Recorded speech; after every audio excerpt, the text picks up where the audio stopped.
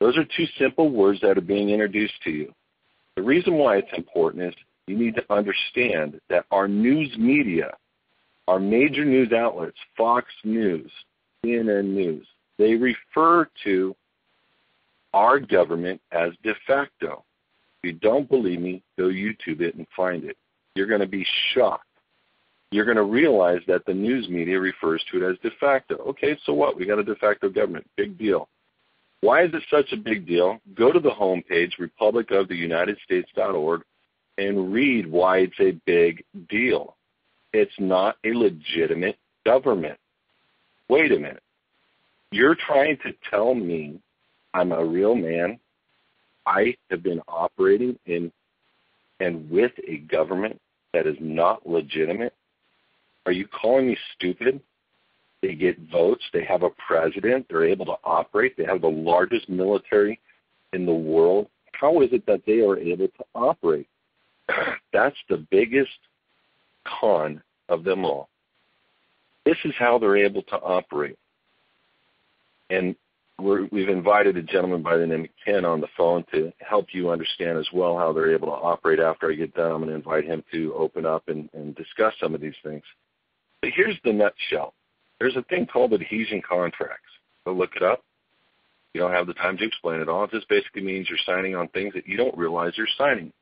The first thing that happens is when your parents get married, they sign a marriage license. Now, this is the biggest, ugliest, deepest, meanest scam against the people. That marriage license literally makes the product of the union belongs to the state. In every marriage contract with the state is the superior and the people are the inferior, and you're only the caretakers of your children. So as we think in the body of a people, we think, well, how come the state has a right to come in and take my children? Well, you know what? If you're a child abuser, you don't have a right to raise children. If you're I can go on with that, but I don't want to upset some of you child abusers out there. And I know some people are laughing, but there are some people that will hit their kids a little hard. You don't deserve children. You need to love on your children. But here's the point. The state doesn't have a right to your children. They're yours. That's the bottom line. Unless you sign an agreement that says otherwise. And that's what your marriage contract is. The second thing is when you actually have children, you go through a birthing process in a hospital, and the hospital makes you sign a document, and you need to really check out these documents because they're certificates of live birth. And the mother is referred to on these documents as a mother in one section, and on the other section she's referred to as the informer. Then we have a social security card. Then we have a driver's license, and we have all these new bank account, car loans, credit cards, things that are adhesion contracts. Here's a good one. Let's talk about the driver's license for 1 second. The state of California has an application for a driver's license. On the back of it, there's all these things that say, I agree, I agree, I agree. And basically, they're things that I always thought they automatically had a right to. But basically, when you're signing that contract, you're giving them consent and that you agree to the terms of that contract. So they are asking for your permission to get you to acquiesce through an adhesion contract into their jurisdiction through that driver's license. One of the best lines on a California driver's license application says, I understand that I am in the United States, upper and lowercase, under federal jurisdiction. Well, normally you wouldn't make any big deal over that. I'm in the United States. Yeah, I'm in the United States under federal jurisdiction. Under federal, yeah, I'm in the, yeah, okay, fine. Sign it. Well, guess what? Go look in Black's Law at the definition of United States, upper and lowercase. Go look in Black's Law at the definition of federal and jurisdiction in these various words. Basically what you just said, you said, I am a 14th Amendment citizen under the United States Corporation in the District of Columbia. That's what you agreed to on that driver's license application when you signed the front side. So you get your driver's license and you start thinking that, wow, I've got this right to travel now. They finally gave me the ability to travel in this vehicle, when it wasn't until in the last 50 or 60 years that people needed this type of driver's license. Now, I'll give it to you. There's a lot of people that maybe shouldn't have a driver's license. But the right to travel is in our Constitution.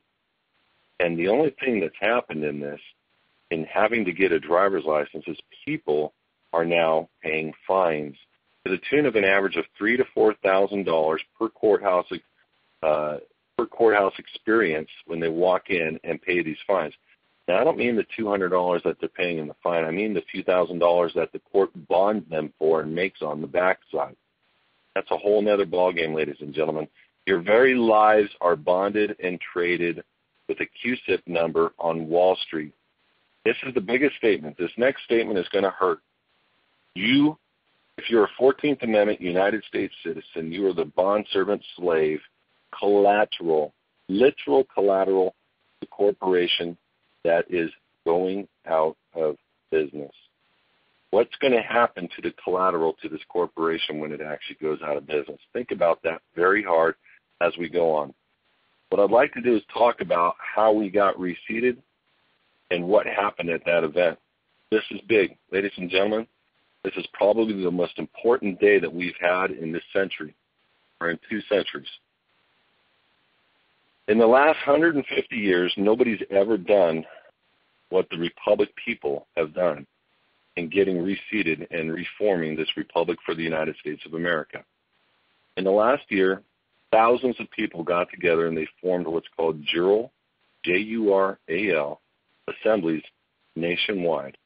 These JURAL assemblies are the bodies of the Republic, meaning they're the people. They represent that Republic. I don't want to get into the specifics of how they get seated at this time, but what they do is they do get seated, and then they voted for their own representatives, a Congress, Senate, and a House of Representatives, a group of men and women that were willing to stand up and sign on the bottom line and say, I will represent the people. Those men and women I am super proud of, because in September, we got together with 500 people on a phone call, and using technology that wasn't available back in 1700s, we convened Congress. We didn't develop the operational documents, but we got them all together. We got about 480 people on a phone call at one time. We asked the people to vote, and it was 479 to 1. They all voted for Tim Turner as the President of the Republic for the United States, and they voted for the type of government that they would have, government where there was a legislative, judicial, and executive branch. That was all that had to be required for that particular night. The next thing, Utah, the Republic of Utah, decided to put an event together. Now, this is historic. I'm going to try to paint this picture as best as I can. In Utah, this document that people are inquiring about because nobody has seen it yet. I'm going to explain the history and the course of this document and how it's going to come about in this next couple of weeks. Because there's a lot of people that heard 200 people sign this document. Well, how did they get together? How did they sign? Utah decided to have an event. The Republic of Utah decided to have an event at a ranch in their republic. The people, about a week before, decided, why don't we see if we can get enough people, enough of these senators and representatives to hold a joint session of Congress in this Republic of Utah so that they can convene and sit down and make their set of operating documents so that the foundational piece of the government would be seated. So they did. We got together on a Thursday, and it wasn't until about Saturday at noon when we realized, and this is important, that those people with their what's called, I forget what they call they had permission from the other people to come and vote on their behalf. It's called the proxy, I just remembered. That proxy and those 200 people, they came together in a room where nobody on the executive was allowed in. except the president of the Senate at the time, which is the vice president of the United States, Charles Wright. I'm not sure if Tim came in or not. He really didn't want to go in there. He didn't want to seem as if he was leading him down any road whatsoever. They got together in a cold building with one outhouse. Now, please imagine that for a second. They're in Utah. Snow is outside. They're in a building with no heat, and they have one outhouse. Now, these dedicated people were sitting down. They first developed and got into a group of committees to go over and start working on the operating documents. So they got all their committees together, and they started working on the operating documents. Now, I don't want to tell you anymore what happened in that room because I'm not privileged to it, but I've heard a lot of stories. But I'm not going to let my own opinion of what happened. I heard it was momentous. I heard there was a lot of cries. I heard there was a lot of joy. I heard many, many things. The bottom line is this. It was a Sunday, and it was midnight or pretty close to it, where a notice came out to everybody else in the world that they came to an agreement on the operating document. And I remember getting a phone call from Justice Billy Faust in Arizona, and Billy said, "Kelby, you better wake up. We got a party. We did it." I said, "Billy, I'm going back to bed. Love you, buddy." And I was tired. Congratulations.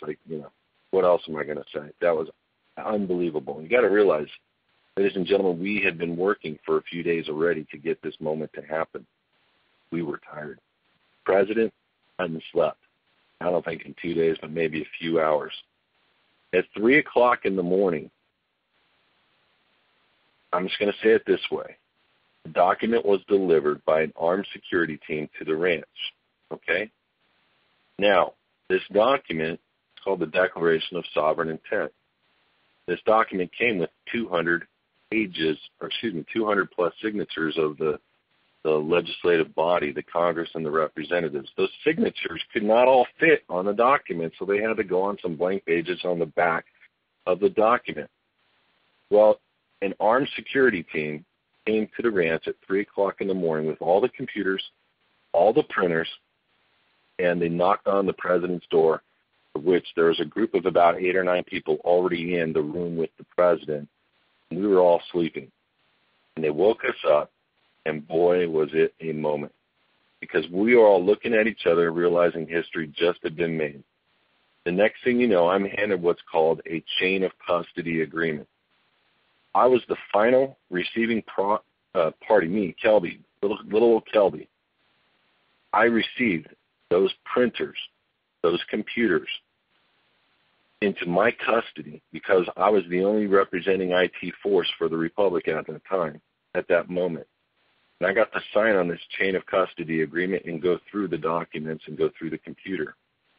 I then handed it to my president, Mr. James Timothy Turner. I said, all the documents are in order, and I turned the documents over to him. Well, he then signed on it, and we're all looking at each other, and we're dumbfounded. He gave an order to us at that moment. He said, you protect this document with your very lives. He also said some other things that I won't share on this call tonight, but it was pretty intense. We protected that document with our lives. Here's the point. The document went from 200 people who executed it. They knew what they were reading. They knew what they were signing. They executed it. It went with about 10 to 12 armed security to the camp. They then signed it over through a chain of custody to the IT and then to the president. And then it went into a briefcase, and we were all told, this group of about 8 or 9 guys, to protect that document with our very lives. That was how intense this moment was. Well, needless to say, I didn't go back to sleep that night, I don't think. And when we woke up, the next day we got to go down to the main lodge of the camp. Now you got to imagine being with this document, not executed yet. It has to be executed by the President, the Chief Justice, the Speaker of the House, and the Senate Pro Tem. And we have to protect it with our lives to make sure this takes place. It gets back to the ranch. There's about 100 people. We decided to have a meeting and a signature party. This document is put before the world